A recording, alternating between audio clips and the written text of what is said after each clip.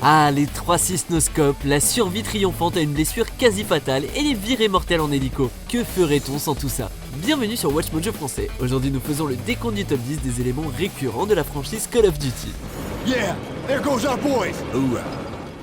Nous publions de nouvelles vidéos chaque jour, alors abonnez-vous et activez la petite cloche pour votre dose quotidienne de Watch Mojo. Pour cette liste, nous passons en revue les thèmes, designs et concepts récurrents dans la franchise de FPS à succès d'Activision. On ne parlera pas des connexions entre les jeux Call of Duty et les autres séries de FPS formatrices telles que Medal of Honor, et notez également que la liste contiendra quelques spoilers. Hold your fire. Friendly's coming out. Numéro 10, défoncer des portes au ralenti.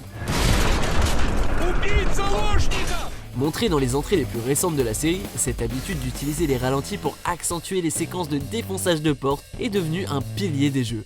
Modern Warfare 2 adorait le concept et l'une des missions montrait à plusieurs reprises la Task Force 141 en train de défoncer des portes au ralenti. Mais depuis, l'élément est devenu plus rare, comme pour souligner sa singularité et la tension de certaines séquences particulières. Ça permet de les distinguer du rythme effréné habituel du jeu. Lorsqu'il est bien utilisé, le ralenti peut amener une énergie et une touche stylée au défonçage de portes, ou à n'importe quelle autre scène d'ailleurs. Hostages secured in Section 2 Echo. Numéro 9, la prise d'objectif. Les franchises d'action adorent offrir une fin épique avec une confrontation dans des conditions très difficiles, et la série Call of Duty ne semble pas très différente. Au moins une fois par jeu, les joueurs doivent revendiquer un emplacement pour une armée avant de retenir d'éventuels attaquants jusqu'à ce qu'une limite de temps soit écoulée. Cet élément apparaît pour la première fois lorsqu'on demande aux joueurs de garder le Pegasus Bridge dans le Call of Duty original, et cette mise en scène de défense s'est retrouvée à plusieurs reprises dans les suites. À son apogée, c'est une façon de défier les joueurs tout en servant de combat dramatique qui reste dans la tête du public longtemps après sa fin. Raptor is secure and stable. Numéro 8, le niveau d'infiltration. Marchez avec précaution, ne faites pas un bruit et tirez seulement quand on vous le demande. Les missions d'infiltration sont un excellent moyen de faire monter la tension sans devoir donner de contexte excessif, et il s'agit d'un concept stable que la série Call of Duty utilise à plusieurs reprises. Stick to the shadows. Avoid the helicopter spot. Call of Duty 4 Modern Warfare en 2007 a donné au public un niveau d'infiltration angoissant pas loin de Tchernobyl qui exigeait des tirs de sniper précis et des manœuvres mesurées de la part du joueur. Elles sont devenues un modèle de base sur lequel se sont construits les opus suivants, même si les jeux récents ont évité de créer des niveaux entiers d'infiltration. Numéro 7, les tourelles. Envoyons la sauce comme on dit. Les armes lourdes et Call of Duty vont aussi bien ensemble que la confiture et le pain, ce qui est logique pour cette franchise. Ceci étant dit, il semblerait que le gameplay des tourelles intéresse particulièrement Activision et compagnie. Qu'on ait droit à une brève fusillade à bord d'un avion en fuite ou d'une longue séquence à bord d'un bombardier de la Seconde Guerre mondiale, la série trouve toujours un moyen d'intégrer des tourelles. Bon, en vrai, on s'en plaint pas particulièrement, on peut kiffer s'en servir pendant un bon moment bizarrement. Numéro 6, la résistance à de graves blessures. Apparemment, les opérations militaires exigent d'avoir des soldats d'acier. C'est l'impression qu'on a quand un protagoniste de COD s'en tire alors qu'il vient de subir une blessure fatale pour le commun des mortels. The honor should be yours.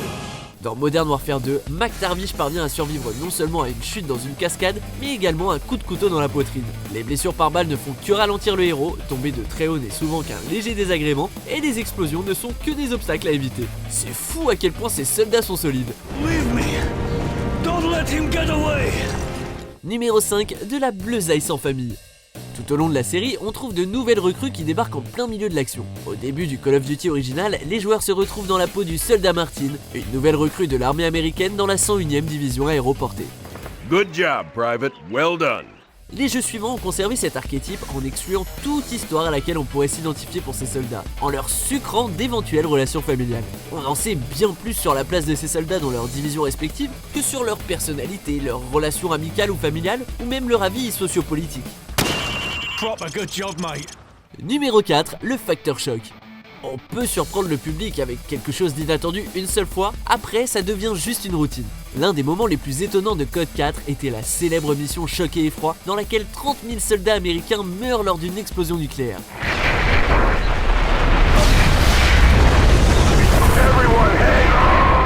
La scène était violente, inattendue et illustrait parfaitement à quel point le jeu prenait le sujet au sérieux. Puis les suites ont tenté de la surpasser. De la mission controversée Pas de ruse dans Modern Warfare 2 à la sinistre et grotesque vengeance de Menendez dans Black Ops 2, il est clair que le facteur choc est désormais un pilier de la série.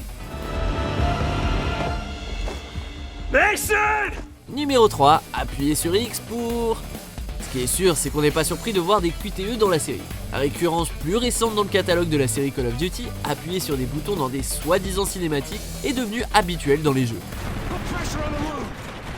Mais on ne l'utilise pas que pour éviter la mort lors d'une attaque de chien ou de soldats, ces événements se manifestent également en dehors des scènes de combat. Par exemple, le célèbre moment où l'on doit présenter ses respects dans Advanced Warfare, ou encore ce qui suit la mort de John McTavish dans Modern Warfare 3. On peut débattre de leur statut d'élément de gameplay, mais leur présence dans ces moments dramatiques reste une idiotie.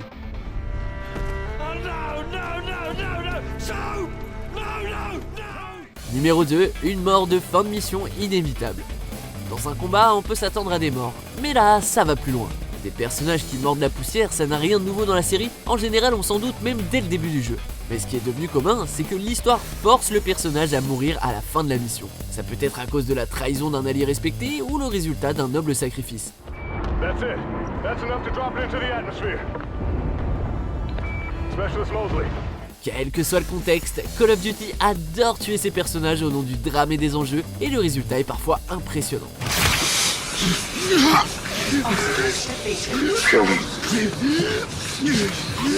Numéro 1, le joueur doit tout faire. Vu que la série est enracinée dans la fiction, c'était assez évident. Du tout premier jeu au dernier opus, le personnage du joueur est toujours celui ou celle qui doit accomplir les missions importantes. Ainsi que d'autres tâches. Tirer sur les ennemis, mettre des explosifs sur des cibles, tout retombe sur les épaules du personnage. Squad, protect the striker. Wipe the footballers with RPGs. Get off the street. Si cet élément de gameplay permet aux joueurs de se sentir toujours impliqués et importants dans l'histoire, on a également l'impression que la série met sur vos épaules tout le poids du monde. Check back with me when you've completed your main objective. Overlord out. Vous êtes d'accord avec notre sélection ? Jetez un coup d'œil à ces autres super vidéos de Watch Mojo français et n'oubliez pas de vous abonner pour être au courant des nouveautés.